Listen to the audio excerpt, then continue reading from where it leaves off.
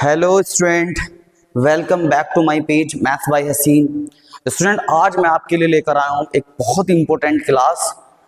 और आज हम जो मैथ्स का चैप्टर 3 कर रहे थे, linear equation, pair of linear equation, रेखिक समीकरणों के युग्म, आज ये उस चैप्टर की तीसरी एक्सरसाइज है।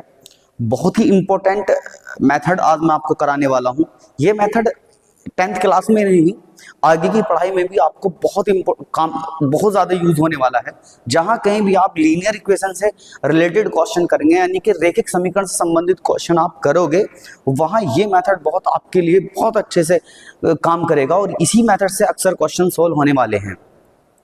और अगर आपको बोर्ड एग्जाम में क्वेश्चंस में अगर नहीं दिया है कि हम किस मेथड से लीनियर इक्वेशन को सॉल्व करें, तो स्टूडेंट आपको बिना झिझक के बिल्कुल कुछ नहीं सोचना, इसी मेथड को अप्लाई करना है। क्योंकि ये मेथड जब स्टूडेंट लगाते हैं, ये आसान होता है लगाना और इसमें गलती होने के चांसेस बहुत कम होते हैं। तो आज हम पढ़ने वाले हैं, मेथड का नाम है स्टूडेंट विलोपन विधि, यानी एलिमिनेशन मेथड बोलते हैं इंग्लिश में इसको।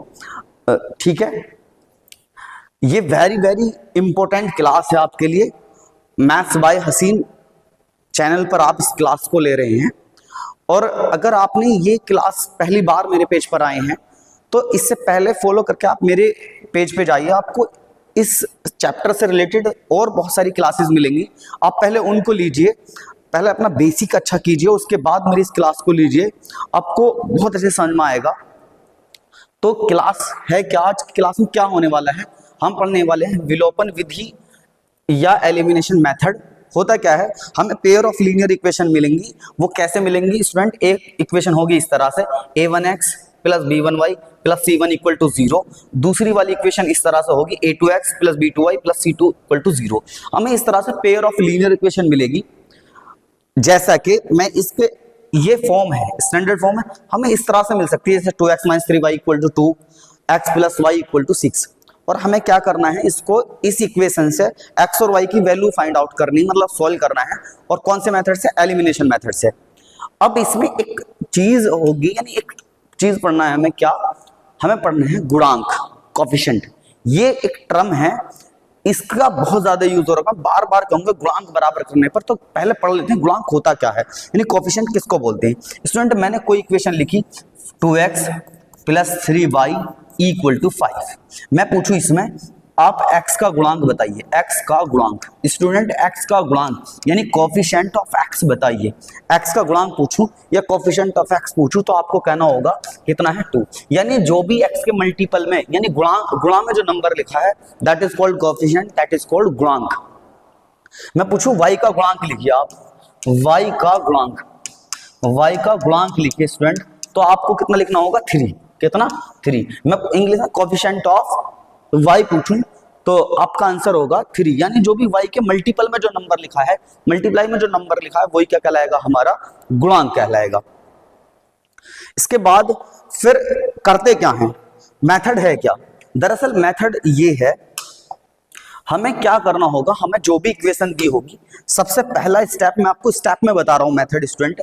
स्टेप फर्स्ट ये है, स्टेप फर्स्ट क्या है, मुझे किसी भी एक, दोनों इक्वेशन में या तो x के या y के गुणांक बराबर करने होंगे, किसी एक चर के।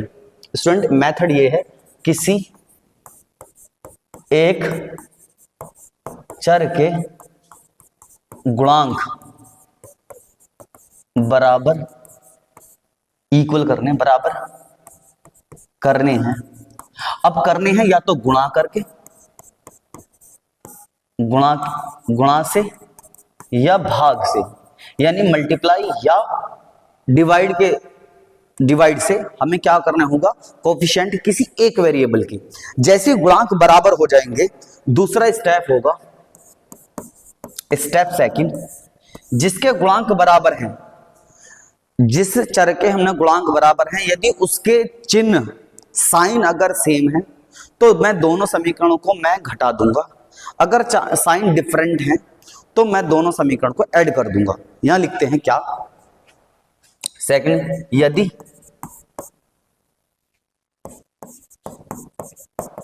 जिस चर के गुणांक बराबर है, गुणांक बराबर हैं उसके चिन्ह चेक करेंगे। स्टूडेंट क्या चेक करेंगे? चिन्ह चेक करेंगे। अब चेक करने पर दो कंडीशन है, चिन्ह समान है एक बात, दूसरी बात चिन्ह यानी साइन जो है असमान है, असमान है। यदि चिन्ह समान है तो समीकरण घटाई जाती है। क्या है? घटाते हैं। समीकरण क्या करते हैं स्टूडेंट? घटाते हैं। एक बात, अगर चिन्ह असमान है तो समीकरण जोड़ी जाती है, जोड़ी जाती। ये मैंने स्टेप में आपको इसकी वर्किंग लिख दी, यानी इस मेथड की वर्किंग क्या है। सबसे पहले क्या करना होगा, मैं सबसे पहले चेक करूंगा गुणांक बराबर हैं या नहीं। किसी भी एक चर के मुझे गुणांक मतलब कोफिशिएंट इक्वल करने होंगे। जैसे ही कोफिशिएंट इक्वल हो जाएंगे, वो इक्वल होंगे कैसे? मुझे या तो मल्टीप्लाई करनी होगी या मुझे डिवाइड करनी होगी। एक बात, जैसे ही मुझे कोफिशिएंट स्टूडेंट बराबर हो जाएंगे, उसके बाद मैं चेक करूंगा उस इक्वल होने वाले कोफिशिएंट या जिसके भी कोफिशिएंट इक्वल हो उसके साइन कैसे हैं। यदि साइन दोनों के चिन्ह या साइन अगर समान है यानी एक जैसे हैं, तो मुझे दोनों समीकरणों को एक दूसरे में से घटाना होगा। अगर साइन बराबर नहीं है, अलग अलग हैं, तो मुझे दोनों समीकरणों को जोड़ना होगा। ये इसकी वर्किंग है। अब हम इस क्वेश्चन को, ये वर्किंग एक क्वेश्चन पर लगा कर देखते हैं। पहला क्वेश्चन आपके लिए स्टूडेंट ये रहा। क्वेश्चन ऐसा आएगा, निम्नलिखित समीकरण युग्मों को विलोपन विधि से हल कीजिए। जैसा कि मुझे एक इक्वेशन ये रही स्टूडेंट, एक ये तो जैसे मुझे इसमें देखने से लग रहा है स्टूडेंट, इस इक्वेशन में सबसे पहले, और याद रखना है जिस चर के, ये बहुत इंपॉर्टेंट बात है, जिस चर के भी साइन डिफरेंट होंगे, हम सबसे पहले कोशिश करेंगे कि उसी के गुणांक बराबर कर लिए जाएं, ताकि उससे क्वेश्चन आसान हो जाते हैं। क्योंकि इक्वेशन को माइनस सब्ट्रैक्ट करना ईच अदर से, जोड़ना ज्यादा आसान है, सब्ट्रैक्ट करना मतलब घटाना समीकरण को ज्यादा डिफिकल्ट होता है।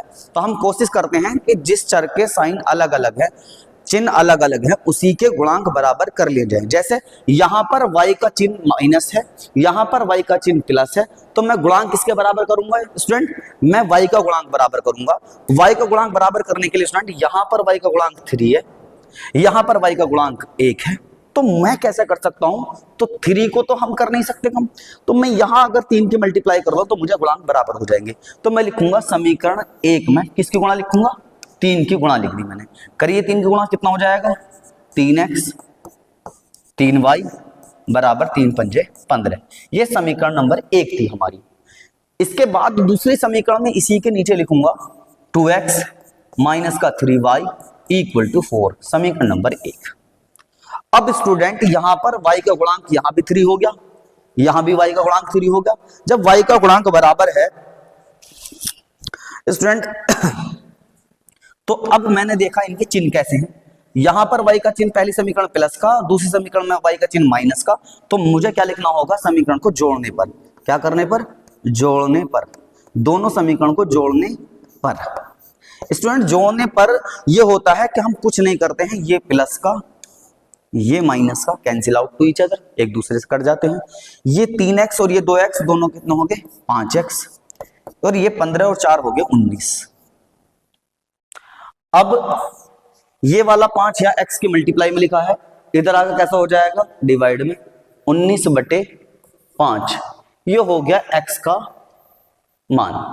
अब ये x का मान आप कोई सी भी समीकरण में पुट कर दीजिए, कोई सी भी समीकरण में पुट कर दीजिए, हमें किसका मान मिल जाएगा? अब हमें पुट करना कहां होता है, ये भी थोड़ा सा आप अगर ढंग से क्वेश्चन को करेंगे तो सही तरीका ये है कि आप ये सोचें, ऐसी समीकरण को देखें कहां पर हमें गुणांक चर के कम है, यानी जहां पर गुणांक ही नहीं है। जैसे यहां पर y का गुणांक 3 है, यहां पर x का गुणांक 2 है, लेकिन इस समीकरण में चर के गुणांक 1 है। तो यहां अगर मैं x की वैल्यू पुट करूं या y की वैल्यू पुट करूं तो मुझे वैल्यू निकालने में ज्यादा आसानी होगी। तो का मान कहां पुट कर देंगे? समीकरण 1 में पुट कर देंगे। रखिए समीकरण 1 में क्या है? समीकरण 1 x प्लस वाई बराबर स्टूडेंट 5, x की वैल्यू हमारी होगी 19/5 प्लस y इक्वल टू 5। ये 19/5 जैसे ही इधर से इधर जाएगा, इक्वल का साइन जैसे ही जंप करेगा स्टूडेंट, इसका साइन चेंज हो जाएगा, ये हो जाएगा 19/5 कैसा, माइनस का। इसका बटा 1 ले सकता हूं। जैसे ही मैं स्टूडेंट एलसीएम लूंगा तो मेरा क्वेश्चन कुछ इस तरह का हो जाएगा, 5 पंजे 25, यानी 25 माइनस का 19/5। स्टूडेंट ये y है, तो y की वैल्यू कितनी आई, 25 में से 19 गए तो 6/5, ये वैल्यू होगी हमारे y की। तो उम्मीद करता हूं आपको ये क्वेश्चन समझ में आया होगा। मैंने एलिमिनेशन की आपको मेथड बताया, वर्किंग बताई हमको कैसे करना है, दूसरा ये क्वेश्चन सॉल्व करके बताया। इसी एक क्वेश्चन ये है आपके लिए, यहां भी ये रही समीकरण नंबर 1 और ये रही समीकरण नंबर 2। फिर वही कि सबसे पहले मैं दोनों इक्वेशन में चेक करूंगा सबसे पहले कि मुझे कहां पर साइन अलग अलग नजर आ रही, किस चर के साइन अलग अलग हैं, डिफरेंट हैं। तो मैंने देखा y का साइन यहां पर माइनस है स्टूडेंट, यहां पर y का साइन कैसा है, प्लस का है।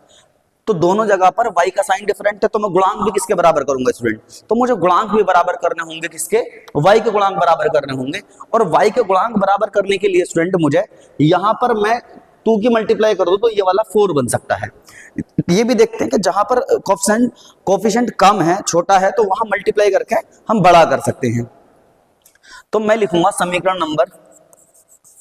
समीकरण 2 में किसकी मल्टीप्लाई कर दें स्टूडेंट, 2 की मल्टीप्लाई कर दें, करिए। 2 दूनी 4x हो जाएगा, 2 दूनी 4y हो जाएगा, इक्वल टू 2 दूनी 4, समीकरण नंबर 2।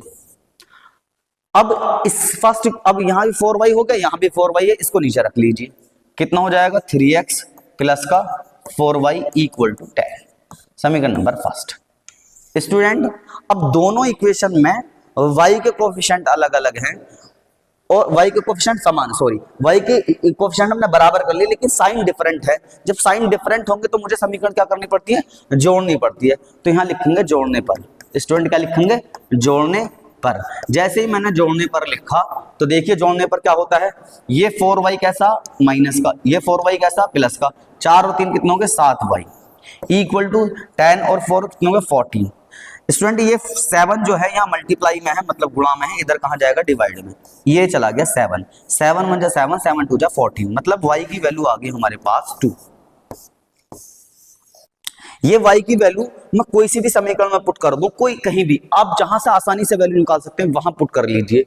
मैं अगर सपोज करो समीकरण 2 में रख दूं, का मान कहां रखना है, समीकरण नंबर 2 में। तो स्टूडेंट 2 समीकरण हमारे पास क्या है, 2 समीकरण हमारे पास है 2x माइनस का 2y बराबर 2। ये मैंने समीकरण नंबर हमारी 2 होगी, मुझे x y की वैल्यू कितनी रखनी है, 2 रखिए। 2x minus 2 into 7 equal to 2, 2x 7 2 जा 14 इक्वल टू 2। स्टूडेंट ये 14 मतलब 14 उधर जाकर कैसे हो जाएंगे, प्लस के, 2 प्लस 14 मतलब तो कितने हो गए, 16 मतलब 16 हो गए। अब ये 2 कहां चला जाएगा स्टूडेंट, डिवाइड में, 16 के बटे में 2, 2 से 16 को डिवाइड करते हैं तो x इक्वल टू कितना आया, 8। ये हमारा क्वेश्चन x की वैल्यू होगी, हमें x की और y की वैल्यू ही निकालनी होती है। उम्मीद करता हूं ये क्वेश्चन भी आपको समझ में आया होगा। एक क्वेश्चन और मैं आपको लगाता हूं, इसके बाद 4th क्वेश्चन मैं आपके लिए होमवर्क के लिए दूंगा, उसे आपको घर से बना कर लाना है, कमेंट्स में बताना है ये क्वेश्चन आपसे बना या नहीं बना। इसलिए क्वेश्चन नंबर 3 है, इसमें भी एक इक्वेशन तो ये रही, दूसरी इक्वेशन मुझे कुछ अजीब सी लिखी नजर आ रही है, कुछ अलग टाइप से लिखी है। तो स्टूडेंट पहले मैं ये 2y को इधर लेकर आऊंगा तो कैसा हो जाएगा, माइनस का 9x माइनस का 2y इक्वल टू 7, ये समीकरण नंबर 2। अब मुझे स्टूडेंट बराबर करने होंगे, या तो y के गुणांक बराबर कर लूं या x के गुणांक बराबर कर लूं। देखो इस क्वेश्चन, ये क्वेश्चन अलग तरीके का है स्टूडेंट। यहां मैं देखूं y के गुणांक माइनस का 5, यहां पर y का गुणांक माइनस का 2, इसका मतलब y के जो साइन है दोनों समीकरण में सेम है। फिर मैं देखता हूं x को, यहां पर x का साइन प्लस का, यहां भी x का साइन प्लस का, तो यहां भी x के साइन जो है दोनों समीकरण में सेम है। इसका मतलब अब मेरे पास ऐसा कोई, मैं समीकरण को जोड़ नहीं सकता हूं, तो मैं गुणांक किसी के बराबर कर सकता हूं। अब कोई इसमें ऐसा नहीं कि मुझे x के करने हैं y के। हम सबसे पहले ये देखते हैं कि साइन किसके डिफरेंट है। जिसके साइन डिफरेंट हो जाएंगे सबसे पहले उसी के साइन बराबर करते हैं। अगर ऐसा नहीं मिले तो हम फिर चॉइस होती है, आप किसी के भी गुणांक बराबर कर सकते हैं। तो स्टूडेंट मैं y x के गुणांक बराबर करना चाहूं तो यहाँ 9 है, यहाँ 3, तो समीकरण 1 में अगर मैं 3 से मल्टीप्लाई कर देता हूं तो ये 3 9 बन जाएगा। तो इसलिए मुझे समीकरण नंबर 1 में किससे गुणा करनी पड़ेगी, 3 से। लिखूंगा समीकरण नंबर 1 में कितने से गुणा, 3 से गुणा कर रहा हूं मैं। करो 3 से गुणा, कितना हो जाएगा, 3 3 जा 9, 3 5 जा 15, 3 5 15 y, 3 4 जा 12, मतलब 3 चौक 12। ये होगी समीकरण नंबर 1। समीकरण नंबर 2 जो है उसको मैं इसके नीचे लिखूंगा स्टूडेंट, 9x माइनस का 2y इक्वल टू 7, समीकरण नंबर 2। ये क्वेश्चन, ये समीकरण नंबर होगी।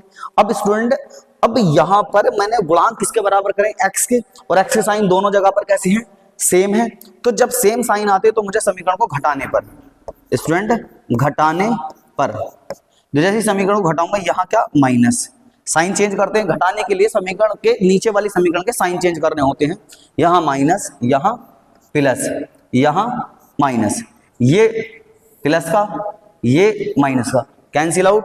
15 में से जैसे ही 2 जाते हैं तो माइनस के कितने बचते हैं स्टूडेंट, 13 y। 12 में 7 जाकर कितने बचे स्टूडेंट, 5। ये वाले 13 जो लिखे हैं यहाँ y के गुणा में लिखे हैं। जैसे ही मैं इनको कहाँ जाएंगे गुणा से, मल्टीप्लाई में हो जाएगा 5/13। वो 13 कैसे, माइनस के, ये माइनस ऊपर लिख लो या नीचे लिख लो। तो स्टूडेंट y की वैल्यू हो गई माइनस के 5/13। अब का मान आप कोई सी भी समीकरण में रख सकते हैं। अगर x की वैल्यू कोई सी भी, या तो पहली समीकरण में रख लें या दूसरी समीकरण, अब कहीं भी रख सकते हैं, वहीं से हमें x की वैल्यू प्राप्त हो जाएगी। तो का मान समीकरण 2 में रखने पर, 2 में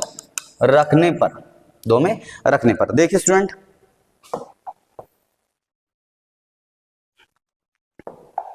समीकरण 2 है हमारे पास, 9x माइनस का 2y बराबर 7। 9x माइनस 2 गुना x की वैल्यू कितनी स्टूडेंट, माइनस का 5/13 बराबर 7।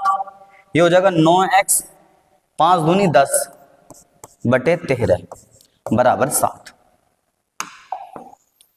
जैसे ही ये वैल्यू मैं इधर लेकर जाऊंगा तो कैसी हो जाएगी स्टूडेंट, माइनस की, यानी 7 माइनस का 10/13। 13 की गुणा अगर बस एलसीएम लूंगा, इसकी मल्टीप्लाई इधर, इसकी मल्टीप्लाई इधर, cross multiply two each other. Student 13 से कितना हो जाएंगे 91, माइनस का 10/13। 91 से 10 जाएंगे तो स्टूडेंट कितने बचेंगे, 81/13, और इधर कितना चल रहा हमारा 9x। जैसे ही मैं ये वाला 9 जो है या मल्टीप्लाई में लिखा है, ये इधर कहां जाएगा, डिवाइड में हो जाएगा इस तरह से, 81/13 गुना 9, 9 एकम 9, 9 नम 81। तो स्टूडेंट x की वैल्यू कितनी आ जाएगी, 9/13, 9/13, ये आया x का मान। तो उम्मीद करता हूं ये क्वेश्चन आपको समझ में आया होगा। आप पॉज करके देख सकते हैं पूरा क्वेश्चन हमने किस तरह से बनाया है, समझ में आ रही है आपको, सब कुछ समझ में आता होगा। आप इसको बहुत ध्यानपूर्वक पढ़ें, क्लास को बहुत ध्यानपूर्वक देखें। और यदि आप चाहते हैं कि आपका कोई भी रिलेटिव, दोस्त, कोई भी इस बार 2026 का बोर्ड एग्जाम दे रहा, उसका ये एग्जाम, उसकी इस एग्जाम की तैयारी बहुत अच्छी हो सके, वो बेटर तरीके से अपना परफॉर्मेंस करे एग्जाम में। और ये जैसे ही अगर आपका कोई भी हो, दोस्त हो, यदि आप स्टूडेंट हैं या आपका कोई भी रिलेटिव है, तो ये क्लास आप उसको फॉरवर्ड करें, शेयर करें, ताकि वो इस क्लास से अपनी तैयारी बहुत अच्छे ढंग से कर सके। ठीक है, तब तक के लिए धन्यवाद।